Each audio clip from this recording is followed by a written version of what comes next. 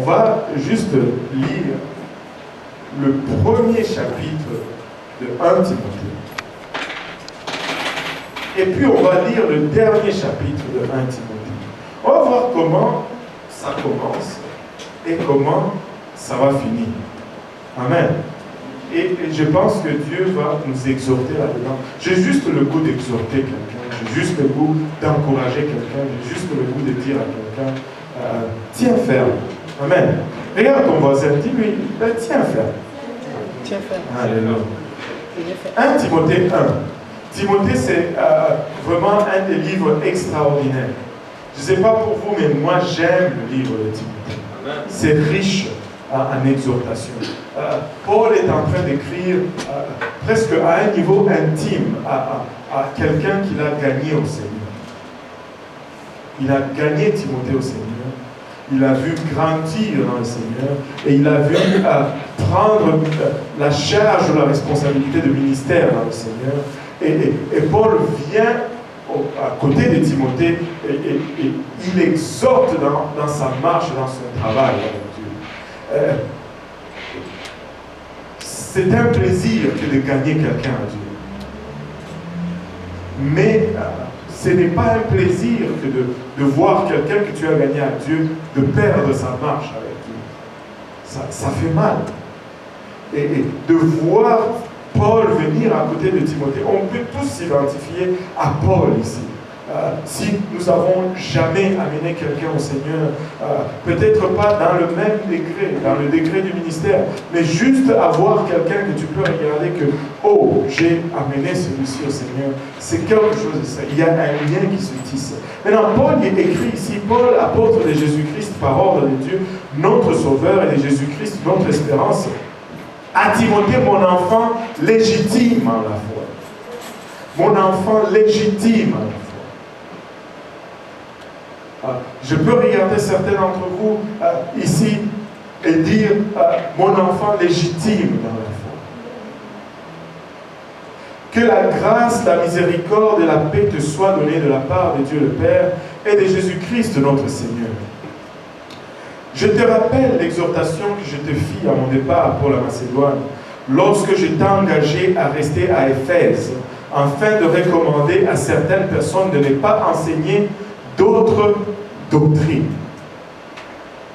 Mais, dès le début, il zoome déjà avec une précision laser sur la chose la plus importante, la doctrine.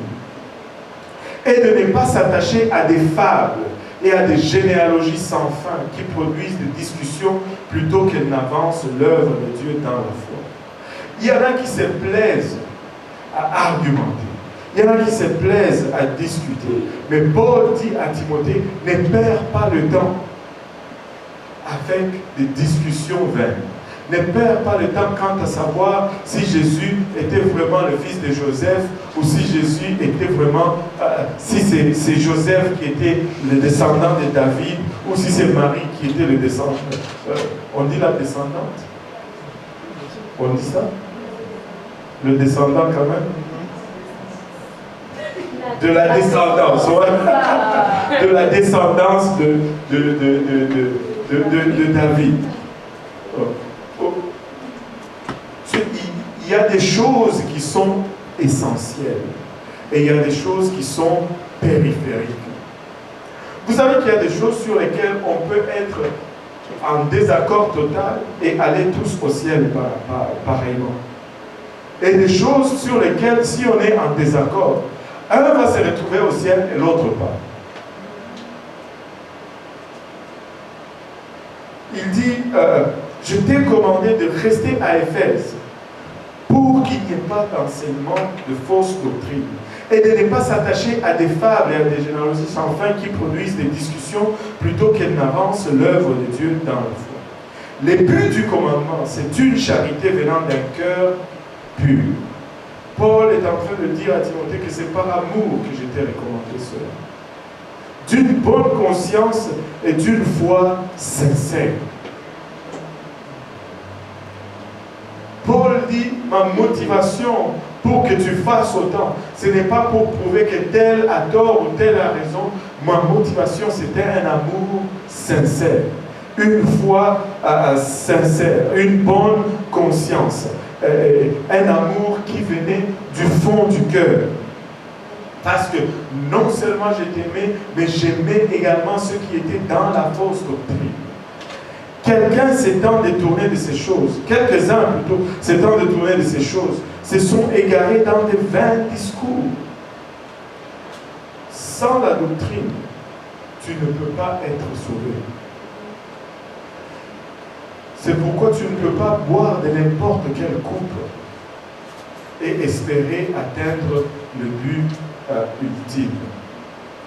Il dit au verset 7, ils veulent être docteurs de la loi et ils ne comprennent ni ce qu'ils disent, ni ce qu'ils affirment. Ils veulent être docteurs de la loi et ils ne comprennent ni ce qu'ils disent, ni ce qu'ils affirment. Nous n'ignorons pas que la loi est bonne, pourvu qu'on en fasse un usage légitime. Sachant bien que la loi n'est pas faible pour les justes, mais n'est pas faite pour les justes, mais pour les méchants et les rebelles et les impies et les pécheurs et les irréguliers et les profanes, les parricides, les irréligieux, les profanes, les parricides, les meurtriers. Et quelle liste intéressante ici. Il dit, la loi n'est pas faite pour les justes, mais plutôt pour les méchants. Qu'est-ce que cela signifie? Cela signifie que si tu te comportes dans la justice, tu n'as pas à craindre la police. Si tu conduis à 50 à l'heure, même si la voiture de police passe à côté de toi, tu es tranquille. Mais si tu ne te comportes pas selon la loi, c'est là que tu commences à être traumatisé. Quand j'étais au travail, quand je travaillais encore, j'avais un collègue de travail, il était jeune. Et il faisait beaucoup de folie. Il avait un bon travail qui lui payait beaucoup et il était jeune. Moi, s'il habitait encore chez ses parents, il s'est acheté une moto, une puissante moto. Je ne sais pas si c'est 500 cc ou 750, en tout cas un gros truc. Et un jour, il faisait du, je ne sais pas, 180, quelque chose comme ça. Il s'est fait arrêter. On lui a collé une amende de $680 avec, je pense, 6 points de démérite qui sont partis. Et depuis ces jours-là, quand tu étais avec lui dans la voiture, dès qu'il voyait la police, il sursautait.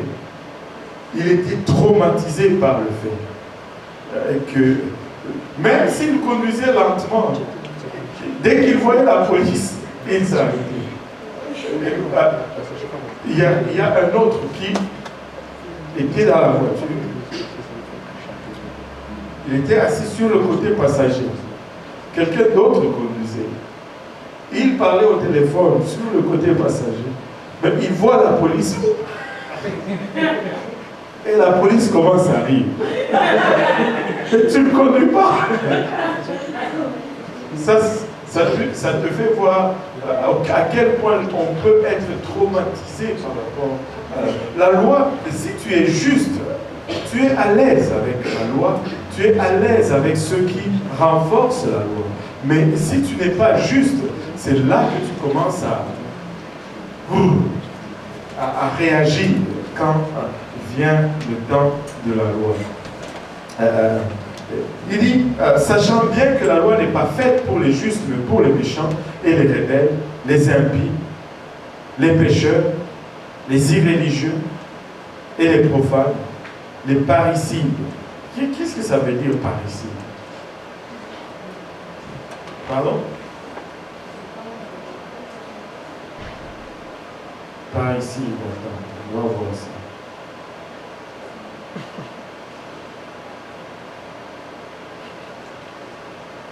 Encore une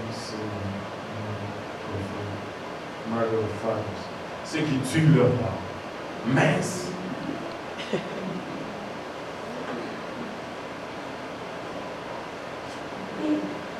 Ceux qui tuent leurs parents. Le meurtrier, les impudiques, les infâmes, les voleurs d'hommes, les voleurs d'hommes.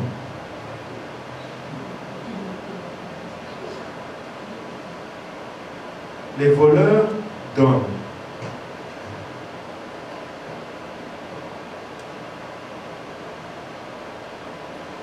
C'est le voleur d'hommes ici. C'est ceux qui s'essouillent avec d'autres personnes.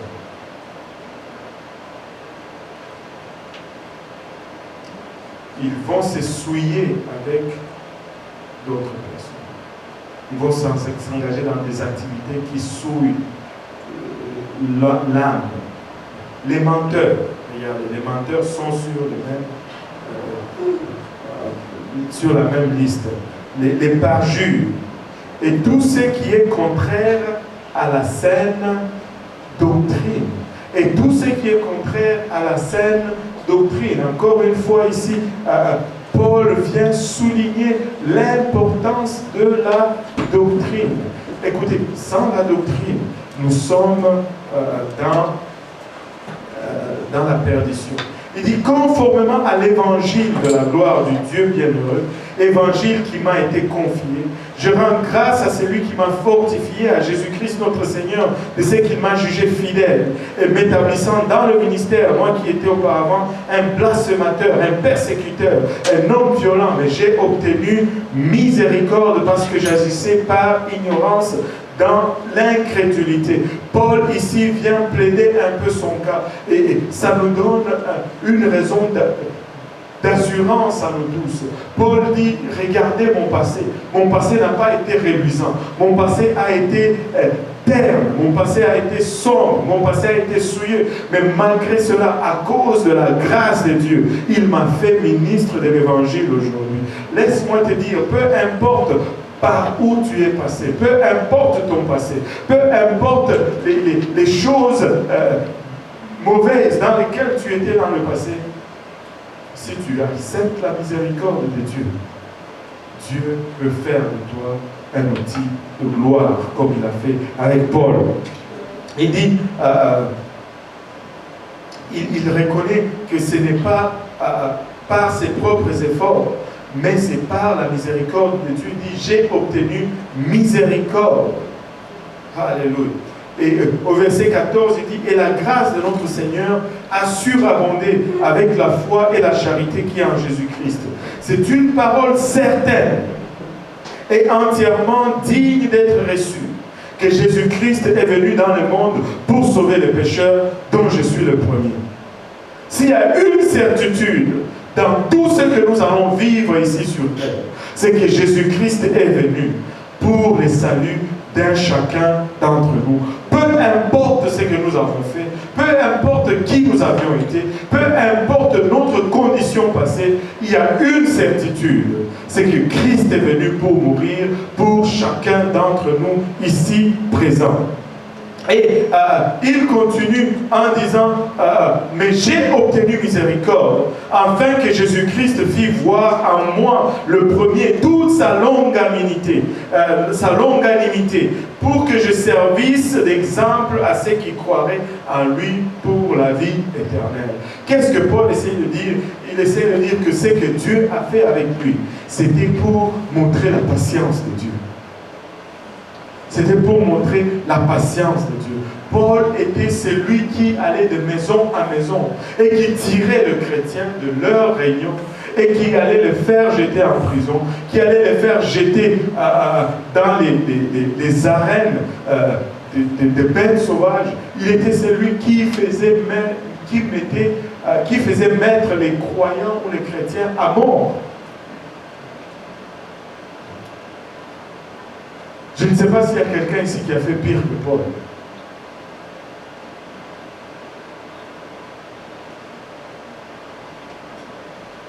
Si Dieu a eu grâce de Paul, il peut nous faire grâce aussi. Et je n'ai pas encore arrivé à mon point. Il dit, mais j'ai obtenu miséricorde. Non, il dit, et la grâce de notre Seigneur surabondée, c'est une parole certaine, entièrement digne d'être reçue. Mais j'ai obtenu miséricorde, oui, afin que Jésus-Christ fit voir à moi le premier toute la longanimité, pour que je servisse d'exemple à ceux qui croiraient en lui pour la vie éternelle. Et regardez, j'aime le verset 17, il dit, au roi des siècles, immortel, invisible, seul Dieu, soit honneur et gloire au siècle des siècles. Amen. Il dit le commandement que je t'adresse, Timothée, mon enfant, le commandement que je vous adresse aujourd'hui, mes enfants, selon les prophéties faites précédemment à votre sujet, c'est que d'après elles, vous combattez le bon combat. Que vous combattez le bon combat. Ce que je voulais vous dire aujourd'hui, c'est que selon les prophéties qui ont été dites à votre sujet, combattez le bon combat. Combattez le bon combat. En gardant la foi et une bonne conscience. C'est là notre bataille. Notre bataille, c'est une question de garder la foi. Notre bataille, c'est une question de garder notre bonne conscience. Cette conscience, quelques-uns l'ont perdue. Et ils ont fait naufrage par rapport à la foi. Et il dit de ces nombres sont hyménés à l'exemple que j'ai livré à Satan, afin qu'ils apprennent à ne pas blasphémer. Combattez le bon combat. Dieu a une promesse sur ta vie. Mais tu dois combattre le bon combat. Dieu a une parole prophétique sur ta vie. Mais tu dois combattre le bon combat. Et ça, c'est juste le premier chapitre. Ça commence en flèche. La doctrine est combattez le bon combat. Amen.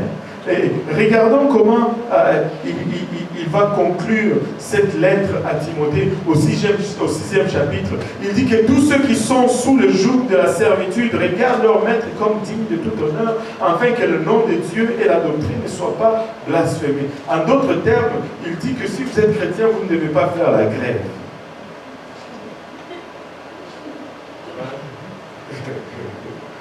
Amen. Bon. Et que ceux qui ont des fidèles pour maître ne les méprisent pas sous prétexte qu'ils sont frères, mais qu'ils les servent d'autant mieux que ce sont des fidèles et des bien-aimés. Et là, il se retourne vers les boss. Il dit d'abord aux travailleurs, vous ne devez pas faire la grève. Et là, il se retourne au boss et dit, n'abusez pas de vos travailleurs parce qu'ils sont chrétiens comme vous. Des fois, nous pensons que parce qu'un frère est chrétien, il est plombier, il peut venir faire chez moi tous les travaux de plomberie sans que je le paye son salaire juste. Des fois, nous pouvons être des abuseurs comme chrétiens. Nous abusons de nos propres frères et sœurs. Pourquoi est-ce que tu ne le payes pas plus? Parce qu'il est ton frère. Oh boy. Il y en a qui me regardent comme si je venais d'une autre planète. C'est vrai! Nous avons tendance à prendre avantage de nos frères. Dieu dit non, il ne faut pas faire autant. Ce n'est pas parce que je suis chrétien que je dois faire tout pour toi gratuitement. Amen. Oh boy. Il dit, si quelqu'un enseigne de fausses doctrines et ne s'attache pas aux saintes paroles de notre Seigneur Jésus-Christ et à la doctrine qui est selon la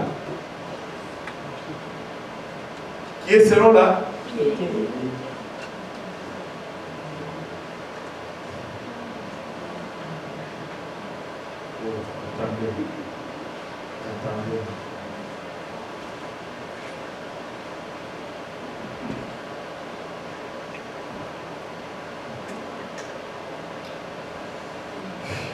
Si quelqu'un enseigne de fausses doctrines et ne s'attache pas aux saintes paroles de notre Seigneur Jésus-Christ et à la doctrine qui est selon la sanctification, il est enflé d'orgueil, premièrement. Si tu rejettes la bonne doctrine, au fond, tu es en train de dire que tu peux faire mieux que Dieu. Et ça, c'est ce que Paul appelle enflé d'orgueil. Il ne dit pas que tu es orgueilleux simplement. Tu es enflé d'orgueil. Et tu ne sais rien. Wow. Et il a la maladie des questions oiseuses et des disputes des mots. Ouf. D'où naissent l'envie, les querelles, les calomnies, les mauvais soupçons. Attachons-nous à la sainte doctrine. Attachons-nous à la sanctification pour pouvoir nous prévenir de toutes ces choses. Je ne veux pas avoir la maladie des questions oiseuses. Vous allez vous retrouver dans des situations où on va vous poser des questions. Et à la longue, tu te demandes, mais c'est quoi le but? Qu'est-ce qu'on gagne en éclaircissant ça? Vous savez, on ne sait pas toutes choses. Il y a des choses que moi je ne connais pas. Il y a des choses que Rebecca non plus ne connaît pas. Enfin, je ne sais pas aujourd'hui, mais elle est juste là. On ne connaît pas tout. Et n'ayez pas peur de dire des fois, je ne sais pas. Parce que des fois, je ne sais pas. Mais la maladie des questions oiseuses et des disputes des mots, on va... Aujourd'hui, j'ai parlé à un ministre qui me disait, oh, il y a des gens qui discutent sur le baptême au nom de Jésus et le baptême au nom du Père et du Fils et du Saint-Esprit. Nous, nous voyons ça comme il n'y a pas de problème. Je dis, maman, okay. C'est la clé même. C'est le centre de la doctrine. Anyway, je n'ai pas voulu engager une dispute des mots. D'où naissent, et toutes ces choses, au fond, camouflent l'envie, les querelles, les calomnies, les mauvaises soupçons, les vaines discussions d'hommes corrompus d'entendement, privés de la vérité et croyant que la piété est une source de gain. On ne vit pas une vie de sanctification pour forcer la main de Dieu. Ce n'est pas, ok, Dieu, moi je me suis sanctifié, et là, bon, là, toi aussi tu dois faire. Tu ne peux pas marcher avec Dieu comme ça. Essaye de bâtir un mariage sur ces principes. Ça ne va pas fonctionner. On le fait par amour envers Dieu. Amen. Il dit, c'est en effet une grande source de gain que la piété. Avec le,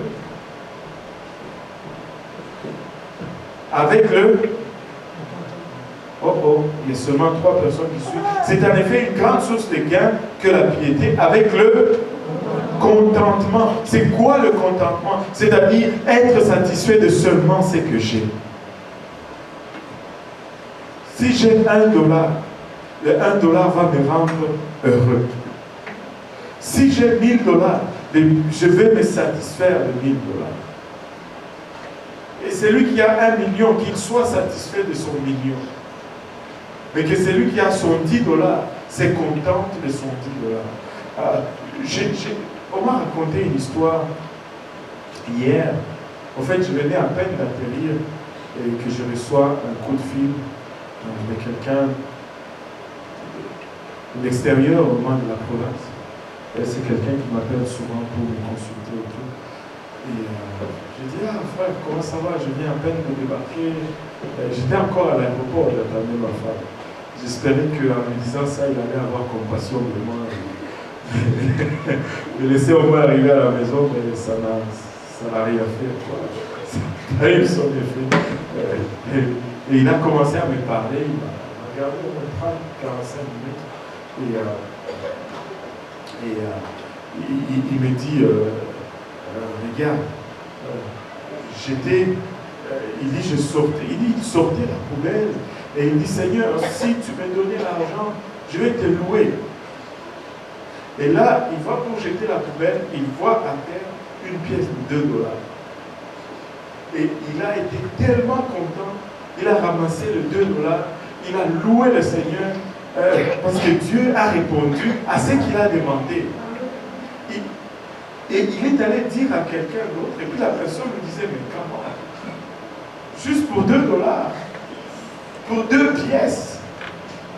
Lui, il a dit, mais tu ne vois pas?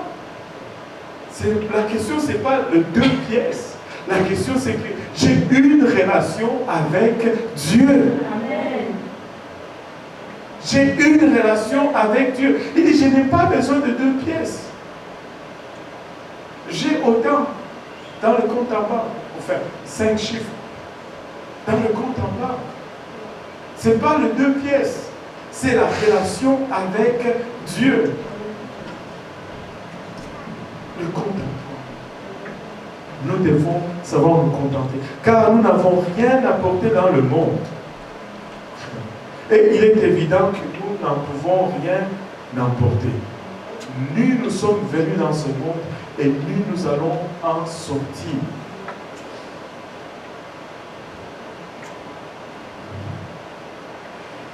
Nous ne pouvons rien emporter.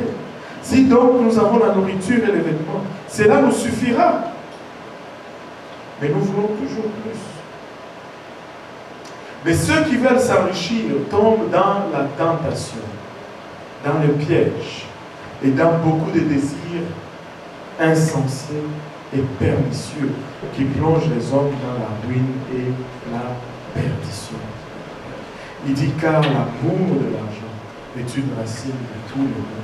Et quelques-uns en étant possédés se sont égarés loin de la foi et se sont jetés eux-mêmes dans bien des tourments. Regardez, ce n'est pas le diable. Ils se sont jetés eux-mêmes dans bien des tourments. L'argent n'est pas un problème, mais l'amour de l'argent, ça devient un problème. Ça devient la source de tout mal. Il dit pour toi. Maintenant, pour vous, que tout le monde dise pour moi. Pour toi, homme et femme de Dieu. Homme ici, ça ne veut pas dire masculin. Homme ici, ça veut dire être humain. Hein? Ne vous soustrayez pas de ce verset, femme de Dieu.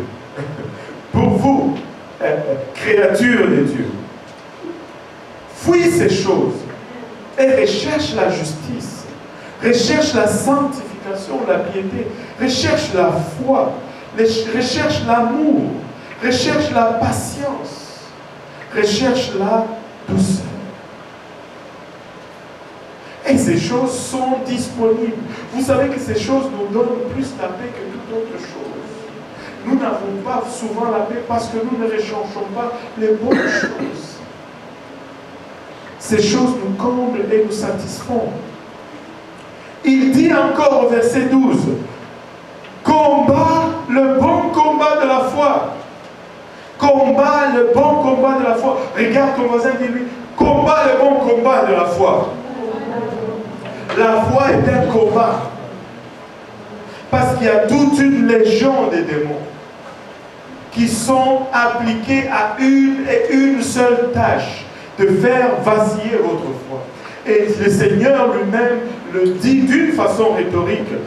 Il dit, quand le Fils de l'homme reviendra, trouvera-t-il de la foi sur la face de la terre? Combat le bon combat de la foi. Combat le bon combat de la foi. Saisis la vie éternelle. La vie éternelle est devant toi. Saisis-toi de la vie éternelle. Saisis la vie éternelle. Dis à ton voisin, saisis la vie éternelle. À laquelle tu as été appelé et pour laquelle tu as fait une belle confession en présence d'un grand nombre de témoins. Saisis la vie éternelle. Il y a une seule chose qui compte, c'est la vie éternelle. Tu peux aligner les diplômes tous les longs du mur et ça fait le tour. Mais lorsqu'on t'enterre, le résultat est le même. Les mêmes vers de terre vont manger ta chair et ton cerveau avec. Oui. Et on finit à la même place. Saisis la vie éternelle. Après que tout soit fait, après que tout soit dit, après que la poussière tombe, c'est ce que nous aurons fait pour Christ qui va demeurer. Saisis la vie éternelle. Dis encore à ton voisin, saisis la vie éternelle. À laquelle tu as été appelé. Tu as été appelé à la vie éternelle. Tu as une invitation particulière, personnelle, et pour laquelle tu as fait une belle confession en présence d'un grand nombre de témoins. Je te recommande devant Dieu, qui donne la vie à toutes choses, et devant Jésus-Christ qui fit une belle confession devant Ponce Pilate, de garder le commandement.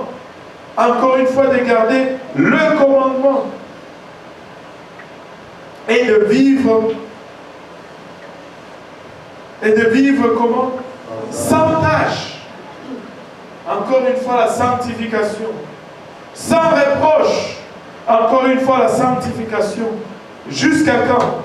Pour 1 an, et puis après, je peux faire ce que je veux. Pour 6 mois, et puis je fais la fête. Pour 2 ans, et puis je m'éclate. J'en ai assez. Ou pour lorsque ça me tente. Non. Jusqu'à l'apparition de notre Seigneur Jésus-Christ, qui manifestera en son temps le bienheureux et seul souverain, le roi des rois et le seigneur des seigneurs, qui seul possède encore une fois l'immortalité et qui habite une lumière inaccessible que nul homme n'a vu ni ne peut voir, à qui appartient l'honneur et la puissance éternelle. Amen. Écoutez, presque la même façon qu'il a commencé, c'est la même façon qu'il est en train de conclure cette première lettre. Je vous dis, cette course à laquelle nous nous sommes engagés, nous devons la finir comme nous l'avons commencé. L'enthousiasme que nous avions lorsque nous avons commencé cette course, nous devons garder cet enthousiasme durant toute la course. Et nous devons garder cet enthousiasme jusqu'à la fin de la course. L'amour et la passion que nous avions pour cette parole, si nous voulons persévérer jusqu'à la fin, nous devons garder cette même amour, cette même passion, cette même dédicace jusqu'à la fin.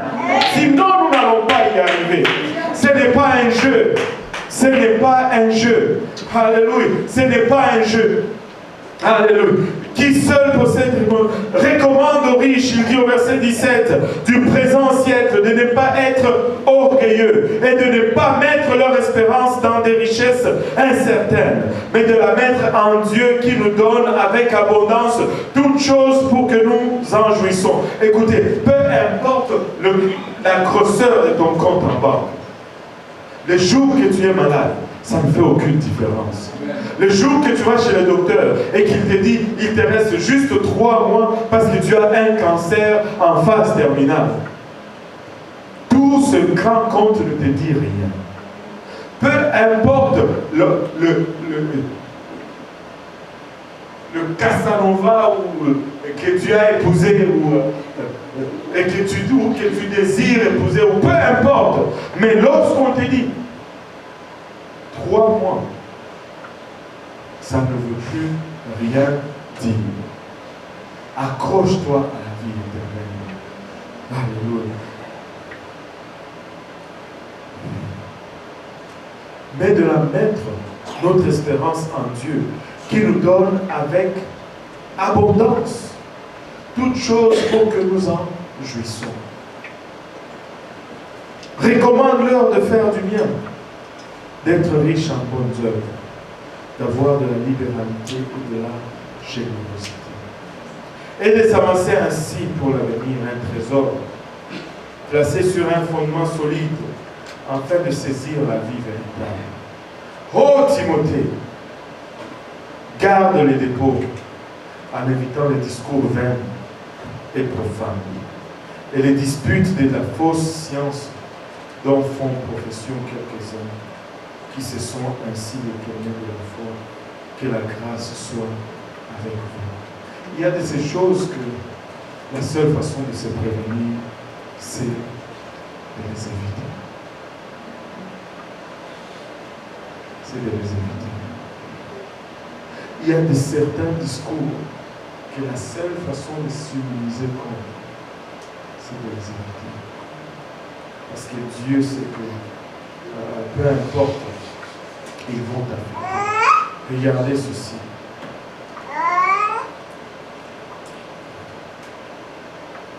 Dans la deuxième lettre plutôt à Timothée, il écrit au premier chapitre, j'aime Paul. Il écrit au premier chapitre à partir du verset 6, il dit, c'est pourquoi je t'exhorte à ranimer le don de Dieu que tu as reçu par l'imposition de mes mains, car ce n'est pas un esprit de timidité que Dieu nous a donné. Dieu ne nous a pas donné un esprit de timidité. Nous devons avoir une rage sainte qui monte en nous lorsque on est en train de blasphémer la parole. Parce que nous ne sommes pas timides. Mais un esprit de force, d'amour et de sagesse. N'aie donc point honte du témoignage à rendre à notre Seigneur. Je ne veux pas avoir honte de Jésus-Christ. Je ne suis pas un chrétien clandestin. Je suis chrétien et je le crie tout haut. J'aime Jésus-Christ. Je veux marcher avec lui. Je veux que les gens me voient avec Jésus-Christ. Partout où je veux, peu importe où je veux que les gens me voient avec Jésus-Christ. Je ne veux pas épouser ce Jésus-Christ. Vous savez, des fois, quand vous allez chez nous dans ce temps, les gens épousaient une femme, enfin, des fois, ils ne choisissaient pas la femme, on choisissait la femme pour lui. C'est peut-être pourquoi ils faisaient ça comme ça. Ils vont être en train de marcher. La femme est derrière et l'homme est devant, comme si ils n'étaient pas ensemble. Il a honte de marcher avec sa propre femme. Quand je marche avec ma femme, je veux tenir la main. Je veux que tout le monde voie que c'est ma femme. Je suis fier. C'est ma femme. C'est ma femme. C'est ma femme. Amen. Est-ce qu'on peut se promener avec Jésus et dire, waouh, c'est mon Seigneur, c'est mon Sauveur, c'est mon époux, c'est Jésus. Je suis avec lui. Ne me confonds pas, je suis avec Jésus-Christ. Il n'y a pas d'équivoque là-dessus. C'est clair, je suis avec Jésus-Christ. Je suis avec lui. Je vais la raconter quand même encore. J'aime bien cette histoire de cette dame dans le sud des États-Unis, alors que c'était la guerre entre le nord et le sud. Le nord avançait, le nord venu. Il y avait cette femme qui avait une ferme, son mari était déjà décédé. Il était maintenant avec sa belle-sœur, je pense. Ils étaient toutes deux vieilles. Et là, elle voit une patrouille d'une armée nordiste qui vient vers leur chemin. Et vous savez, quand les soldats venaient comme ça, ils prenaient la possession du territoire, ils se servaient dans les fermes pour nourrir les troupes. Maintenant, quand la femme vient de voir les nordistes, elle va prendre l'arme qui était dans la maison, elle va à la fenêtre et puis, elle tire. Et puis sa belle sœur qui voit dit, mais qu'est-ce que tu fais? Elle dit, mais je tire sur ces nordistes. Elle dit, mais ça ne va pas. Nous sommes juste à deux, nous sommes deux vieilles femmes. Et nous avons quelques balles et quelques armes. Et c'est toute une bataillon d'une armée qui vient vers nous. Ils vont nous écraser. Et la femme répond, oui, ils vont peut-être nous écraser, mais il y a une chose qui va être sûre, ils vont savoir de quel côté nous sommes. Il n'y aura pas de doute là-dessus sur quel côté nous sommes. Des fois, tu te demandes, mais tu es de quel côté? Non, il n'y a pas de doute de quel côté je suis. Peut-être que je suis en train de subir, mais je vais subir en levant mon drapeau haut. Peut-être que je suis en train de tomber, mais je vais tomber en criant au nom de Jésus, parce que je veux être sûr que l'ennemi sache de quel côté je suis, pour qui je prends. c'est peut-être dur pour moi maintenant, mais je suis sûr de quel côté je suis. Il dit, n'ayez pas honte du témoignage à rendre à notre Seigneur, mais souffre avec moi pour l'évangile. Il dit, mais souffre avec moi pour l'évangile. Wow. Par la puissance de Dieu qui nous a sauvés et nous a adressé une sainte vocation, non à cause de nos œuvres, encore une fois, non pas parce que nous avons fait, mais selon son propre dessein et selon la grâce qui nous a été donnée en Jésus-Christ avant les temps éternels, et qui a été manifestée maintenant par l'apparition de notre Sauveur Jésus-Christ, qui a détruit la mort et a mis en évidence la vie et l'immortalité par l'évangile. Je ne sais pas si vous avez remarqué comment il insiste que c'est par l'évangile que nous obtenons l'immortalité. C'est pour cet évangile que j'ai été établi prédicateur et apôtre chargé d'instruire les païens. Et c'est à cause de cela que je souffre ces choses. Mais, regardez ceci. Je souffre, mais je n'en ai point honte. Je souffre, oui, je souffre, mais je n'ai point honte, car je sais en qui j'ai cru, et je suis persuadé qu'il a la puissance de garder mon dépôt jusqu'à ce jour-là. J'ai la confiance que c'est Jésus qui a commencé cette œuvre en moi, il va la préserver jusqu'à ce jour-là. Ça peut être dur pour moi en ce moment, mais si je garde mon coin, si je n'ai point honte de l'évangile, si je choisis mon camp avec assurance, il va me préserver. Il va me préserver jusqu'en ces jours-là. Il va me préserver. Combat le bon combat. Choisis bien ton combat et combat le bon combat. Des fois, nous choisissons les mauvais combats. Mais combat le bon combat. On n'est pas appelé à se battre pour tout combat. Il y a des combats qui ne produisent rien, même si tu les gagnes. Mais combat le bon combat. Combat le bon combat. Combat le bon combat de la foi. Moi, je suis persuadé que c'est Jésus qui a commencé cette œuvre. Il est capable de la garder jusqu'en ces jours-là. Jusqu'en ces jours-là. Combat le bon combat de la foi.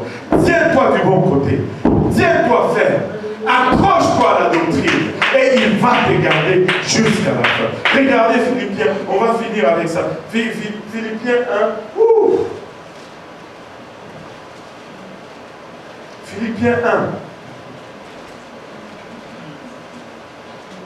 Paul et Timothée, serviteurs de Jésus-Christ, à tous les saints en Jésus-Christ qui sont à Philippe, aux évêques et aux diacres, que la grâce et la paix vous soient données de la part de Dieu notre Père et du Seigneur Jésus-Christ. Je rends grâce à mon Dieu de toute la souveraineté que je garde de vous, ne cessant dans toutes mes prières pour vous tous, de manifester ma joie au sujet de la part que vous prenez à l'évangile depuis le premier jour jusqu'à maintenant. Oh, Paul est en train de dire en d'autres termes, c'est une joie que de vous avoir prêché, c'est une joie que de vous avoir vu croire à l'évangile, c'est une joie que de vous voir marcher dans celui-ci. Il y a une joie quand on engendre dans le Seigneur. Je suis persuadé, que tout le monde dise encore, je suis persuadé que celui qui a commencé en vous cette bonne œuvre la rendra parfaite. Peut-être pas pour demain, mais il la rendra parfaite. Peut-être pas pour dans un mois, il la rendra parfaite pour les jours de Jésus-Christ. En ce jour-là, il la rendra parfaite. Il est juste que je pense ainsi de vous tous, parce que je vous porte dans mon cœur, soit dans mes liens, soit dans la défense et la confirmation de l'évangile, vous qui tous participez à la même grâce que moi, car Dieu m'est témoin et que je vous chéris tous avec la tendresse de Jésus-Christ. Et Dieu m'est témoin que je vous chéris tous avec la tendresse de Jésus-Christ. Et ce que je demande dans mes prières, c'est que votre amour augmente de plus en plus en connaissance et en pleine intelligence. Pour le discernement des choses de Dieu, afin que vous soyez purs et irréprochables pour le jour de Christ. Remplis de fruits de justice qui est par Jésus-Christ, à la gloire et à la louange de Dieu. Car Dieu est tellement. Nous chéris tout ça avec la tendresse de Jésus-Christ.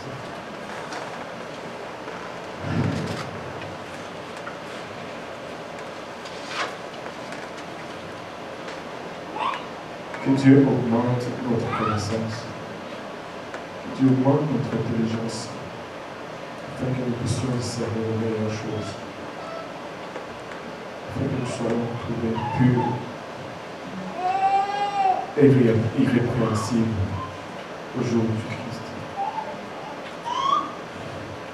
Combattons le bon combat. C'est une marche qui, des fois, est dure.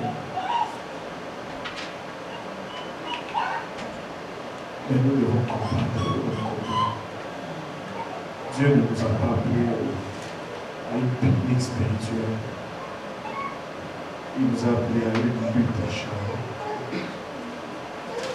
Et si nous combattons le bon combat, il ne demande pas le fait de gagner, il nous demande de combattre, juste de tenir une vérité. C'est lui qui va prévenir. Combat le bon combat. Si vous voulez vous lever avec moi aujourd'hui, et venir en avant juste pour un moment, prendre le temps de parler au Seigneur.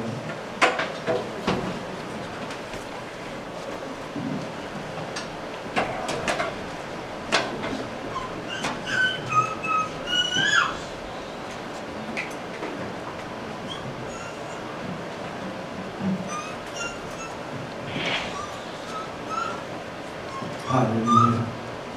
Combat le bon combat de la foi.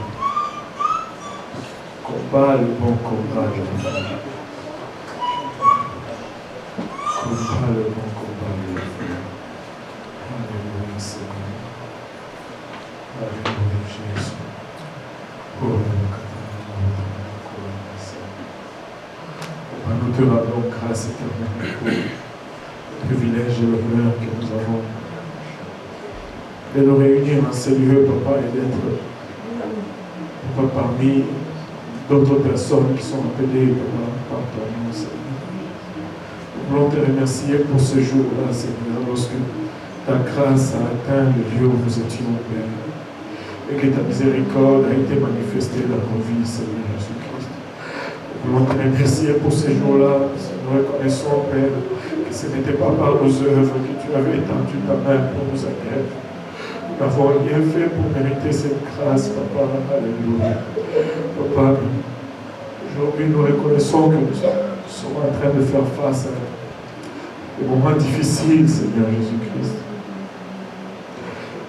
Étends ta main sur nous, Seigneur, et renouvelle encore une fois cette grâce. Étends ta main sur nous, Seigneur, et renouvelle encore, Papa. Il rachète cette grâce, Papa. Nous voulons combattre le bon combat. Augmente notre intelligence, Seigneur. Papa, raffermis nos jambes qui faillissent, Papa. Couvre-nous encore une fois, de ton sang précieux. Que ton sang nous lave, Seigneur. Rafraîchis notre amour, Seigneur Jésus-Christ. Papa, nous voulons retourner, Papa, en ce jour-là, en ce jour du premier amour que nous avions avec toi, Seigneur. Nous voulons t'aimer encore une fois, Père, comme nous t'avions aimé une fois. Nous voulons te suivre, être enthousiastes encore une fois, Père, comme nous l'étions, Seigneur Jésus-Christ. Papa, il a rachat. Renouvelle encore une fois ta grâce, Papa. Ce n'était pas par nos œuvres en ce jour-là. Et ça ne sera pas par nos œuvres encore une fois aujourd'hui, Papa. Il a rachat à nous croyons, Père, mais aide notre incrédulité, Seigneur. Nous croyons, Papa, mais aide notre incrédulité, Seigneur Jésus-Christ. Nous croyons, mais aide notre incrédulité, Seigneur. Alléluia.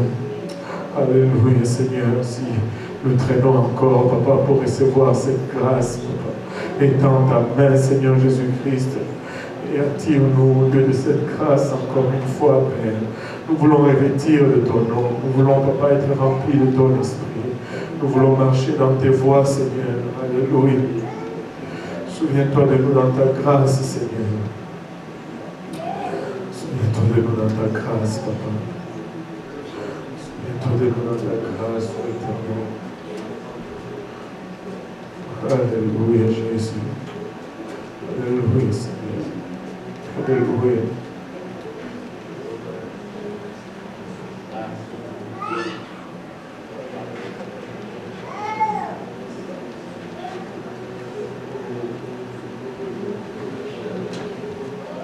Manifeste ta grâce encore une fois. Manifeste ta grâce par les accompagnements, Seigneur. Renouvelle ta grâce envers moi, Seigneur. Renouvelle, Papa, le rachat. Renouvelle ta grâce, Papa. Renouvelle ta grâce, Seigneur. Alléluia, Seigneur. Alléluia, Seigneur. Alléluia, Seigneur. Je crois, Seigneur. Aide mon incrédulité, Papa. Je crois, Seigneur. Aide mon incrédulité, Seigneur. Je crois, alléluia. Aide mon incrédulité, Papa.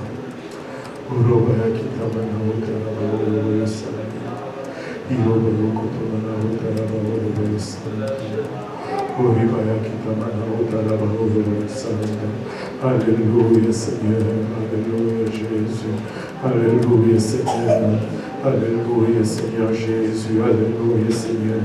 Alléluia. Augmente, Seigneur. Notre connaissance, Seigneur. Alléluia.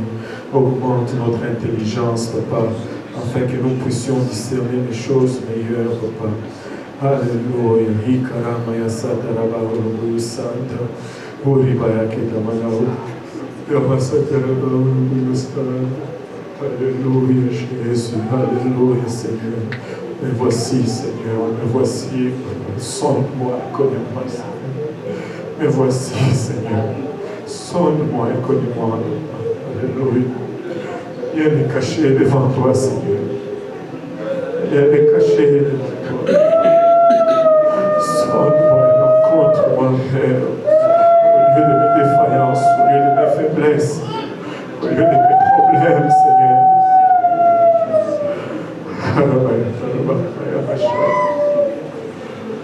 Oh Jésus, j'ai besoin de toi, Papa. Je suis désespéré pour ta présence, Seigneur. Moi, je suis désespéré pour une touche de ta part, Seigneur.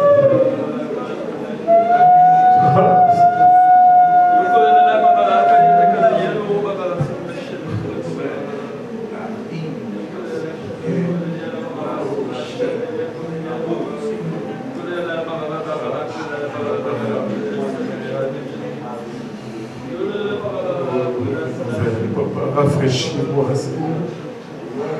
Rafraîchis-moi, Seigneur. Rafraîchis-moi, Seigneur Jésus. Rafraîchis ma relation avec toi, Papa. Rafraîchis, Seigneur. Alléluia. Oh, Seigneur.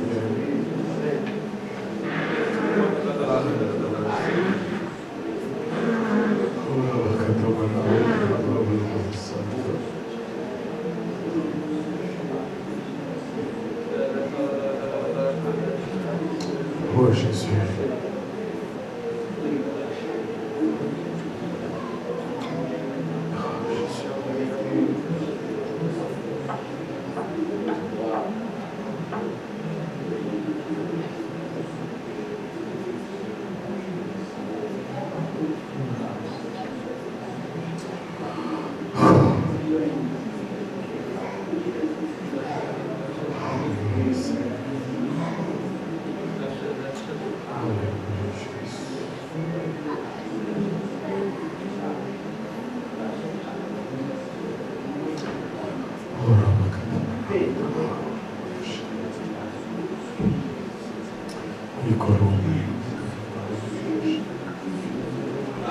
Tu es Dieu, Papa.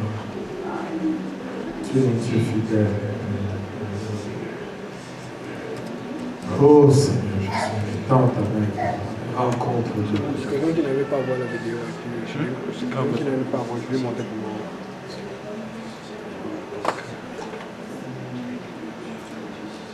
Rencontre-nous, Papa.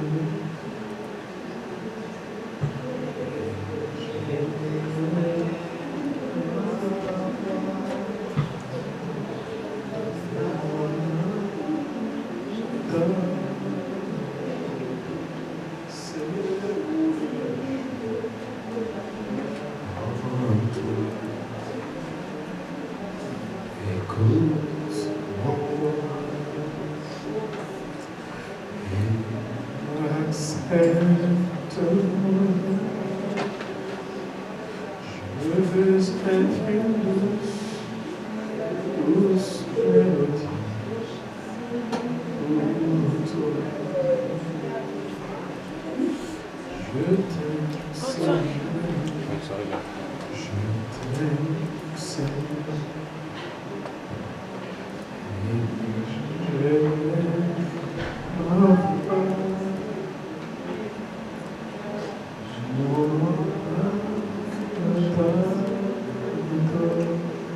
et ce que les choses en toi.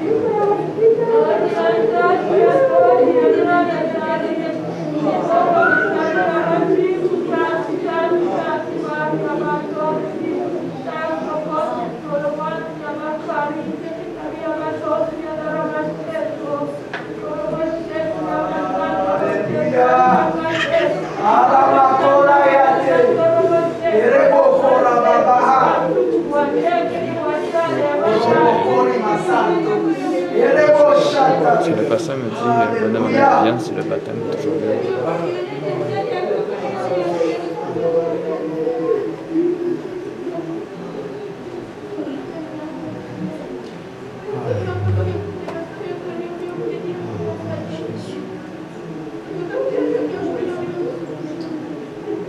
Celui qui a commencé l'œuvre, il est capable de l'amener à perfection. Mais ne le laisse pas commencer l'œuvre et puis tu prends l'œuvre, tu veux mettre maintenant cette œuvre dans la main de quelqu'un d'autre. Laisse celui qui l'a commencé pour qu'il puisse la finir. C'est lui qui l'a commencé. C'est lui qui va la parfaire et c'est lui qui va la finir. Laisse l'œuvre entre ses mains. Laisse l'œuvre entre les mains de Jésus-Christ. Il est le seul à mesure de le parfaire.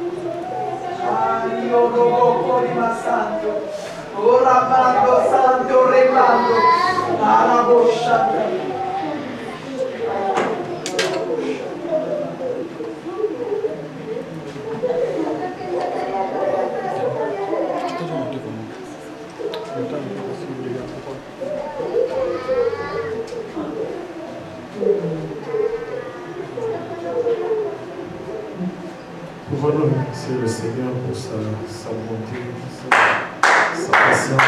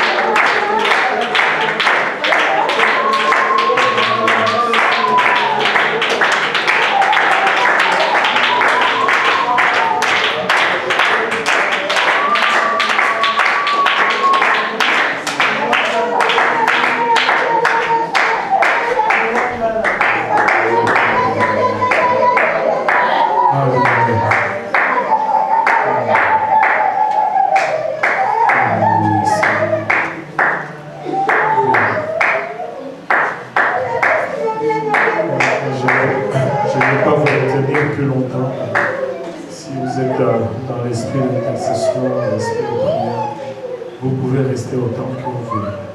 Amen.